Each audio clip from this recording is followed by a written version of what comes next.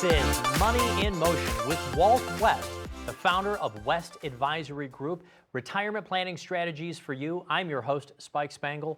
Walter West, what's on your mind this week, sir? It's the best day of my life, Spike. I'm so excited to be here. We got such a great show for everybody today. I just can't wait to dig into this material and really share some. The best day of your life. That's wonderful to hear. But Yes. that makes me feel good. Is it because we're sitting here together doing the? Absolutely. The fact that we're here today, and just going to try to, share with some insight with the folks here watching us today, and just really excited about it. Fantastic. Really excited. Well, it really excited myself, folks. Every single week on this program, Walt likes to provide you retirement planning strategies. And one of the things that we want to go over in some detail today are taxes and taxes in retirement. We know this can be overwhelming, sometimes confusing, or we just kind of bump this one off to our CPA and say, you figure it out. But when it comes to retirement planning, taxes are very different than just filing our taxes that second week in April, right? Absolutely. Absolutely. That ticking tax time bomb, right? So it's out there, and it's something that people have to be aware of, right? So, all your accumulation phase of your life, most people simply just want to be able to pay the least amount of taxes. They hire their CPA, they do their TurboTax or whatever methodology they do their taxes with. They're all about paying the least amount of taxes, only to come out to find that in the future, they potentially end up paying more taxes than they've ever paid before. So this thing is looming out there. It's something that we're really concerned about, and people are just simply unaware of the magnitude of this problem might bring to their world. I appreciate it because I've been reading this phrase all over the place, the ticking tax time bomb of retirement, but nobody's really explaining what it is. Maybe you could go over kind of what are these time bomb elements they're talking about.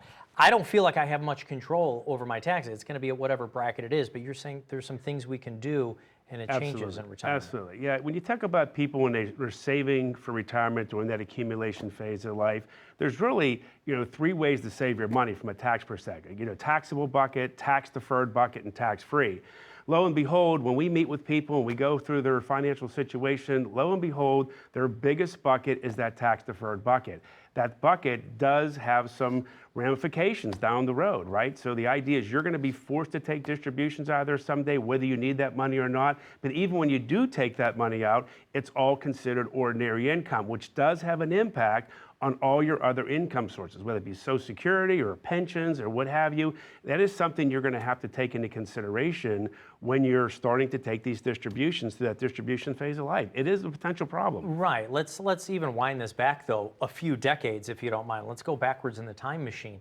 This is kind of what we've been pitched the last 2 or 3 decades, is saving these tax-deferred accounts, meaning your 401ks, your 403bs, your 457s.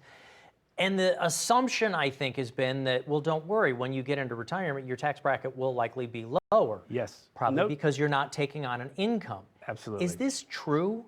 Well, it is not true. So initially, we typically find that, yes, we've been taught to put that money in a pre-tax bucket, right? So that was the idea with the premise you're going to be in a lower tax bracket when you retire.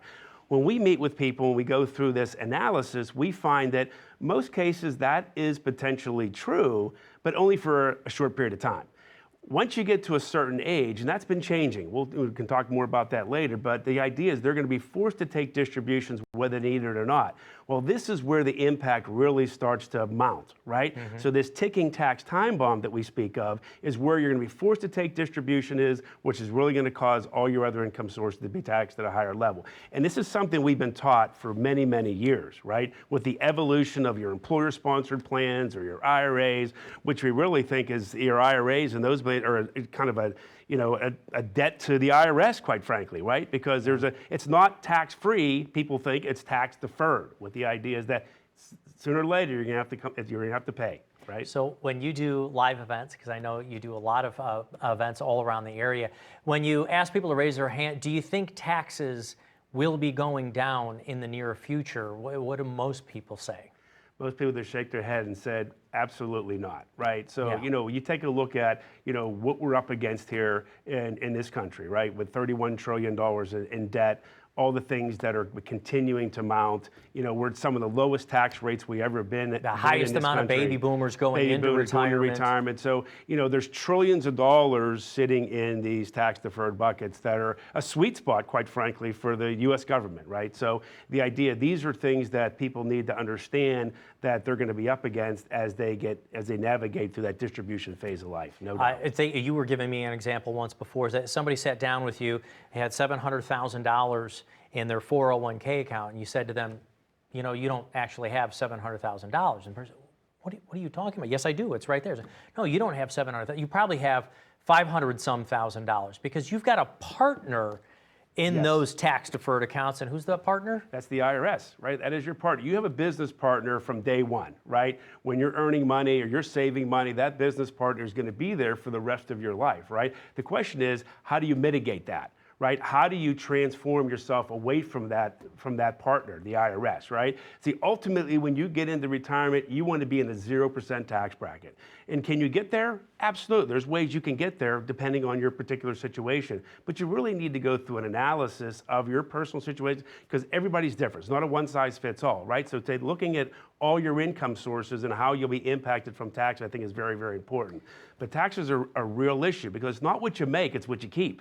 Right? Absolutely. That's the idea, right? So, and people just feel that, hey, it looks really good that I have all this money in this bucket, but as you alluded to, it's just not all your money, right? When you really shake it out and really look at the reality of this situation, it's something much less. Looks good, but it's not reality. You can't take it all to the grocery store and buy your groceries, right? Right. You're going to have to give some of that back to your partner. All right. And part of this ticking tax time bomb, though, is there's another aspect. And there was a study that was done. Over 52% of Americans don't think that their Social Security is taxed in any way. Look, when you start turning that on, you start taking from those tax-deferred accounts, throw in the RMDs. Is that the time bomb? Is that the ticking tax time bomb? You throw in Social Security? Required minimum distributions, right? So, there's been some pretty significant tax law changes that have come around here just since 2020. But nevertheless, you are going to be required to take these distributions, whether you need the money or not. That's the ticking tax time bomb, right? Mm-hmm. And these numbers could be pretty big. It could be the difference of you being in the 12% bracket to the 22% bracket. It could be the difference between the 22 to 24% bracket. So, but it's not just that, right? So the idea is these types of distributions cause your other income to be taxed at a higher level. So this is where that ticking tax time bomb comes into play. Now, here's one of the big things that people never think about, especially if you're married, right, and have a spouse. And unfortunately, none of us get out of here alive, right? And I hate to be so, so blunt, but, when you're married, you're filing jointly a tax return, right? Mm-hmm. So you get some benefit from that. But if one of the spouses pass away, now you file as a single taxpayer and your taxes virtually double, right? So that's part of that ticking tax time bomb that's lurking down the road, right? So you have to plan for what that is going to look like because again, this really has an impact on the amount of money that you actually get to keep in future years, right? So not even, we can continue this conversation into the next generation, right? So there's been a number of changes that have come about to even change that trajectory, right? So again, it's not what you make, it's what you keep. Right. Well, we've got to take a very short break right now. Folks, what we want to do for our viewers, it gets you your own retirement lab session, a complimentary 60-minute meeting. We've just been talking a lot about taxes, but Walt and the team are going to take a look at your investments, when and how do you take your Social Security, your health care choices.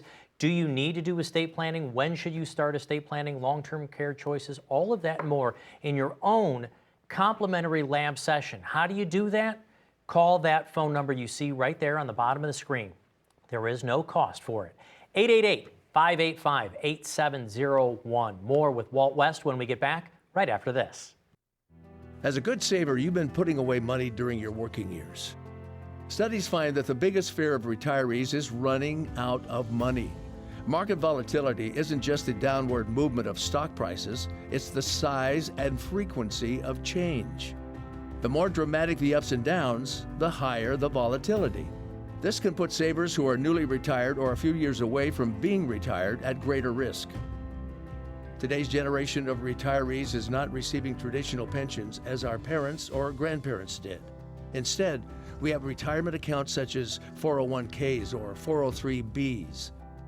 These accounts typically expose your money to market risk. The last thing you want right before retirement is to lose a portion of the money you need for income. But how do you turn these accounts into a retirement income? Is it safe to keep all your retirement money sitting in the stock market? The last thing you want is to lose a portion of the money you need for income due to market loss. By working with a financial professional, you can learn how to turn a portion of your savings into an income stream for life and income for the life of your spouse if you're married. We all have moments in our lives when we wish we had taken action sooner. Don't let procrastination reign on your retirement parade. Act now before it's too late. Please call our office to set up your no-cost, no-obligation retirement income review today. Welcome back. This is Money in Motion, retirement strategies for you. I'm here with Walt West. He is the founder of West Advisory Group. I'm your host, Spike Spangle, and every week we talk about these strategies. You were on fire with taxes, WW. But you said something I need a little bit of help on again. You said my taxes go up when my spouse passes away. Why? I've been married filing jointly for 15, 20, 30, 40, 50, 60 years. Why do my taxes go up? Well, the tax code is very unique in that manner, right? So depending on, you have multiple ways in which you can file your taxes. So if you're married, you can file a joint tax return. So what that allows you to do, you can earn more money between each tax bracket before you go to the next level, right? Because they're looking at two income earners in that calculation in most cases, right? So as a single taxpayer, so if one spouse passes away, obviously it's looked at as a single earner, right? So what happens is the amount of money that you can earn between each tax bracket is reduced. And ultimately, when you look at the difference between a 10 or a 12 or a 22 or a 24, then the amount of money that you can earn between each of those brackets gets shrunk almost in half. So what happens is, if you've been filing taxes as a joint earner for 30 years, as in your example, so you're very used to that. It's very consistent. You always pretty much know, I'm in the same tax bracket, you know how much tax you got to pay. But all of a sudden, a spouse passes away, you go to do your taxes that following year after that spouse passed away, you start to find out that, wait, I can no longer claim married filing jointly. I have to do it as a single taxpayer. So you see, your income is probably relatively the same. Maybe there's a Social Security that went away, because typically when one spouse passes away, you lose the lower of the two Social Securities. So that might have some impact. But let's fast forward this a little bit. So let's say that, okay, here we are at a point in life where you're required to take distributions from this big tax-deferred bucket. Well, that doesn't change. You still got to take the distribution, whether your file was a married filing jointly or a single taxpayer. So that escalates your income, which also escalates the amount of tax you have to pay on that income. Because that continues to go up by small percentages every single year. So you've got the required minimum distributions. If you haven't changed that into a non-taxable account, maybe we'll talk a little bit about the hows of how we do that. Yes. You got the Social Security. You may have lost one, but now you're married or you're single, filing on your own, and your costs actually, your tax implications actually go up. It's kind of a double whammy. Let's also reverse it just a little bit. So you talk a lot about taxes with starting the Social Security, because I think a lot of folks will come to your live events or call the phone number here and say, when should I take Social Security? Yes. And it's not as easy as 62, 64, full retirement age, wait to 70. There's a few different factors before you can help people with that. Absolutely. I mean, I could probably think of 8 different questions you should ask yourself before you actually start Social Security. What's important to know about when starting Social Security is that once you start it, it's irreversible, right? It's a decision in which that you make that you got to kind of live with once you do that. But as you know, Social Security was enacted back in 1935, and when it was enacted, it was actually enacted as a tax-free benefit, right? But it was only in later years that now it becomes taxable. It's interesting, because when I talk to people about Social Security that are not on Social Security, they still believe that their Social Security benefits tax-free, right? And only to come to find out that after explaining this process that, hey, if you make too much money, you will indeed be taxed maybe on 50% of your Social Security, maybe up to 85% of your Social Security. And this isn't just in retirement. I'm sorry, Walt, I'm getting a lot of people lately saying, I'm going to take my Social Security as soon as possible. I hear that it might not be there 10 years from now. I'm getting reports from the Social Security Administration it could be depleted as soon as 2033. I'm going to take it at 62. My first question I think I like to ask people, are you still working?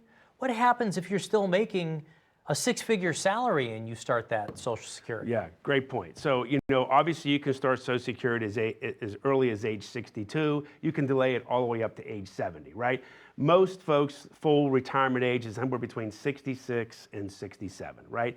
So what you should know is that every year you delay it between 62 and your full retirement age, you're potentially getting a 6% increase in that benefit, right? If you delay it beyond your full retirement age, you're getting an 8% increase in that benefit up to age 70. So you really got to take that into consideration. Where are you getting guaranteed 6 to 8% these days? Hard, right? So the idea becomes, when should you take it? Well, it depends on a few things. Number one, what is your health, right? What does your life expectancy look like? What your family history? What are your other income sources, right?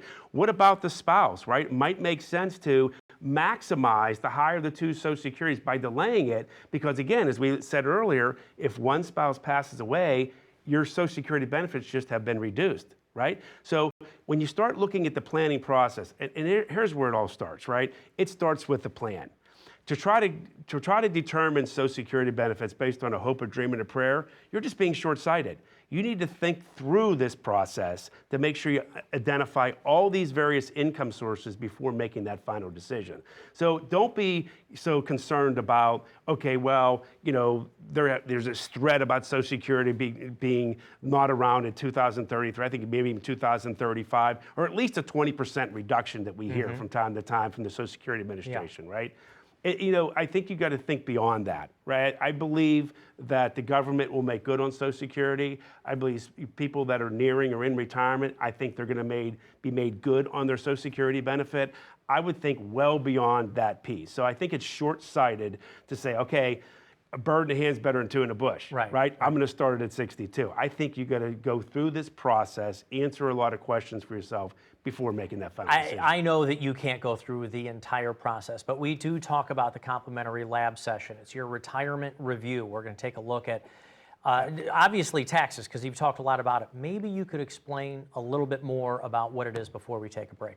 Yeah, absolutely. It's a dedicated process that we go through to really do a diagnostic test on your financial situation. The idea behind that is to try to identify if you really have money falling through the cracks, whether it be you may be paying too much in taxes, maybe you don't have the right income strategy that's designed to make sure you're withdrawing it properly, or simply you haven't been able to ask the right questions to get the critical facts to make good decisions for yourselves and your family. It's a good reason to take advantage of this lab session. I would assure there will be three things that will come out of that lab session. Number one, you're going to have the clarity to know that your financial situation it matches whatever your goals are for retirement. Number two, you're going to have the clarity that you're not putting square pegs in the round holes. Number three, you're going to have the confidence that all the pieces of the financial puzzle are put together for you to give you that picture-perfect retirement. So again, when we ask people to come to these lab sessions, we do give them this 3A challenge. And the 3A challenge is number one, assets. If you're 1 to 5 years away from retirement and you feel that you're ready to make that leap into retirement because you have the assets to support it, you should really call and schedule this lab session. Number two, you have the right attitude. If you're thinking about retirement, you want to be more educated, you're independent, you have integrity, you're family oriented, you have the right attitude. Number two, advocacy. You're looking to buy into a process, not a product. If you meet the 3A challenge, you really should pick up the phone and call 888-585-8701 to schedule this lab session. Thank you, Walt. I do want to cover just a little bit more on taxes, expectations, and maybe some of the things that people mistake or miss on their own. But folks, just like Walt said, call for your own complimentary lab session. We want to make sure that you know exactly what your investments are going to do for you in retirement, that they will last for you, and what is your tax situation, how can we minimize them as much as possible. All that and much more in a complimentary lab session. 888-585-8701. More with Walt West right after this.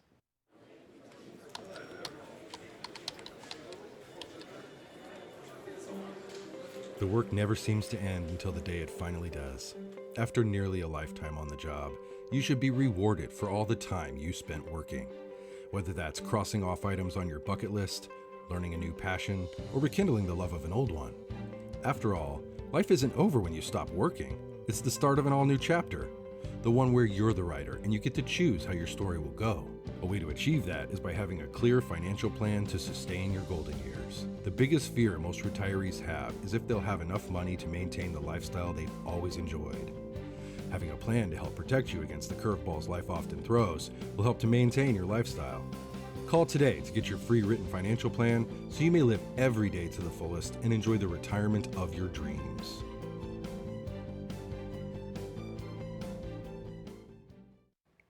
Welcome back to Money in Motion with Walt West, financial advisor and the founder of West Advisory Group. I'm your host, Spike Spangle.